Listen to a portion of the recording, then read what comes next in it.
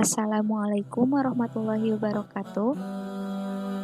Ya, hari ini kita akan melanjutkan pembelajaran pendidikan Pancasila dan kewarganegaraan.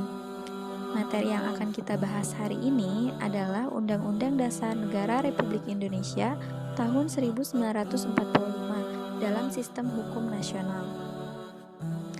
Pada pembelajaran sebelumnya, kita membahas Pancasila sebagai dasar negara dan merupakan landasan ideal ya.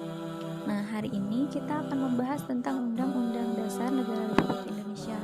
Nah, Undang-Undang Dasar ini merupakan landasan konstitusional. Ini merupakan kompetensi dasar pada pertemuan ini.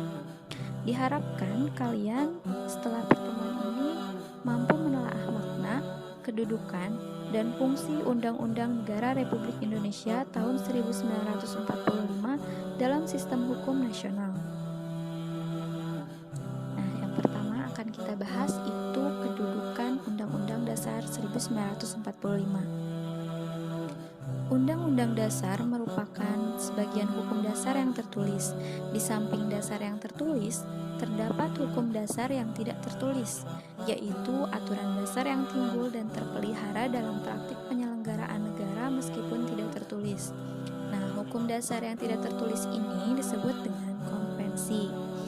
Sebagai hukum dasar, Undang-Undang Negara Republik Indonesia tahun 1945 merupakan sumber hukum bagi peraturan perundang-undangan dan merupakan hukum tertinggi dalam tata aturan peraturan perundang-undangan di Indonesia. Jadi, ya, Undang-Undang Dasar ini memiliki kedudukan sebagai sumber dari peraturan perundang-undangan dan merupakan hukum tertinggi dalam tata urutan perundang-undangan. Nah, selanjutnya itu ada sistematika Undang-Undang Dasar 1945 atau sistematika itu biasa disebut dengan susunan ya.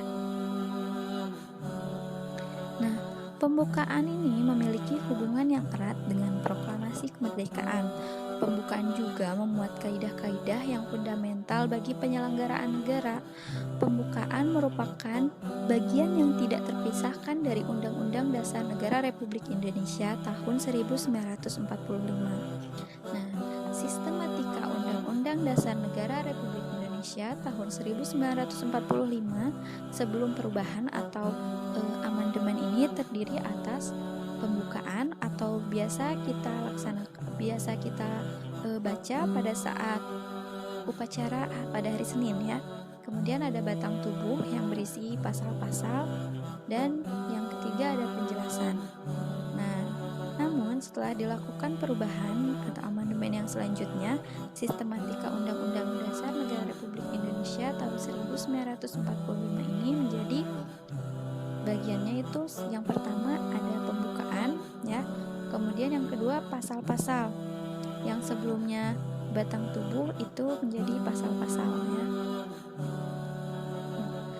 Kemudian yang selanjutnya itu, nah apakah ada hubungan antara proklamasi dengan Undang-Undang Dasar 1945?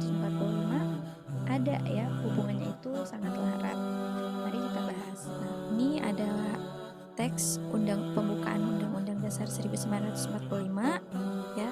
Kemudian di sampingnya ada teks proklamasi. Nah, hubungan proklamasi dan pembukaan Undang-Undang Negara Republik Indonesia tahun 1945 dapat diamati ya dari isi kedua naskah ini. Proklamasi kemerdekaan ini memuat dua hal pokok, yaitu pernyataan kemerdekaan bangsa Indonesia dan tindakan yang harus segera dilakukan dengan pernyataan kemerdekaan.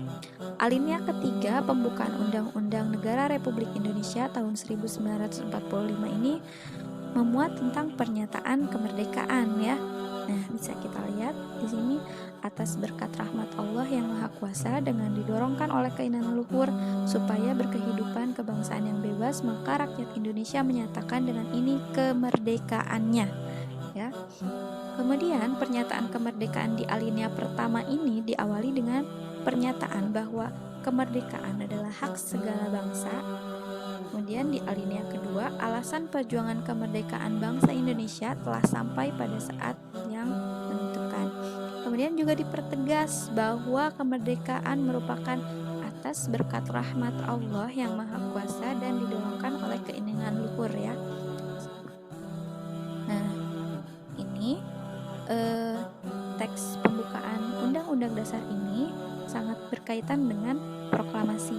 Nah, apa itu?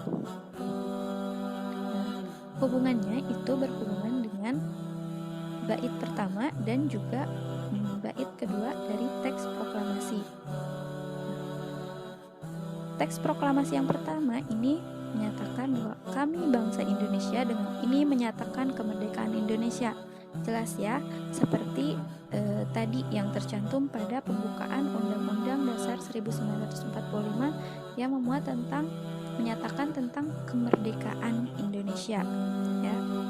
Nah, dengan demikian pada dasarnya pada alinea pertama sampai dengan alinea ketiga itu merupakan uraian yang terperinci dari kalimat pertama proklamasi kemerdekaan ya. Alinea 4 ini memberi arah pertanggungjawaban terhadap pelaksanaan proklamasi kemerdekaan. Nah, kemudian untuk teks proklamasi pada bait yang kedua itu tindakan yang harus segera dilakukan antara lain dengan menetapkan Undang-Undang Dasar Negara Republik Indonesia tahun 1945 yang memuat pembukaan ya. Nah, pembukaan Undang-Undang Dasar Negara Republik Indonesia tahun 1945 dan proklamasi kemerdekaan merupakan satu kesatuan yang bulat. Jadi ya, telah kita bahas karena ini saling berkaitan ya. Nah, makna yang terkandung dalam pembukaan merupakan amanat dari proklamasi kemerdekaan. Oleh karena itu, atas berdirinya Negara Kesatuan Republik Indonesia yang diproklamasikan pada tanggal 17 Agustus 1945 dapat dipahami dengan cara mengkaji pembukaan Undang-Undang Dasar Negara Republik Indonesia tahun 1945. Mengubah pembukaan Undang-Undang Dasar Negara Republik Indonesia tahun 1945 ini pada hakikatnya membubarkan Negara Kesatuan Republik Indonesia ya, yang diproklamasikan pada tanggal 17 Agustus 1945. Nah, yang selanjutnya itu kita di sini pada materi kali ini akan membahas tentang Undang-Undang Dasar Negara Republik Indonesia tahun 1945 sebagai Konstitusi Indonesia. Nah, dalam konteks yang lebih besar yaitu negara, yaitu kita memuat tata tertib ya, memiliki tata tertib. Sama pada kehidupan sehari-hari ya, pada kehidupan sehari-hari yang lebih sederhana, kita misalkan di lingkungan keluarga atau di lingkungan masyarakat itu terdapat tata tertib ya. Nah, tata tertib ini merupakan suatu aturan ya. Nah, di negara juga terdapat tata tertib suatu negara ini lazim disebut dengan hukum atau peraturan perundang-undangan. Bentuk hukum atau peraturan perundang-undangan yang paling tinggi disebut dengan konstitusi. Nah, konstitusi ini mengatur sebuah negara secara keseluruhan dan menjadi sumber dari peraturan lain yang lebih rendah.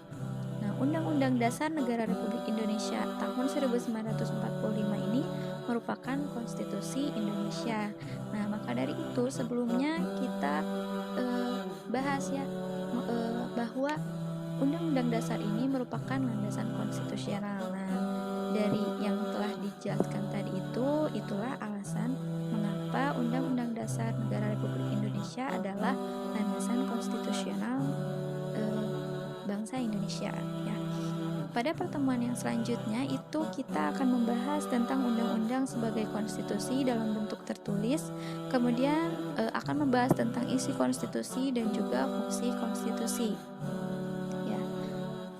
Nah, ini ada tugas yang harus dikerjakan ya, ada 3 tugasnya, ada 3 poin. Namun poin ketiga itu kalian harus mengerjakan latihan soal pada buku paket, itu pada bagian A dan juga B ya, halaman 18 sampai 20 ya. Tugasnya itu ditulis tangan, dikumpulkan pada Google Form, diunggah atau upload sesuai dengan kelas masing-masing, diteliti kembali, kemudian jangan lupa untuk tulis nama ya. Ini link pengumpulan tugasnya. Ya. Oke, baik, cukup sekian materi ini.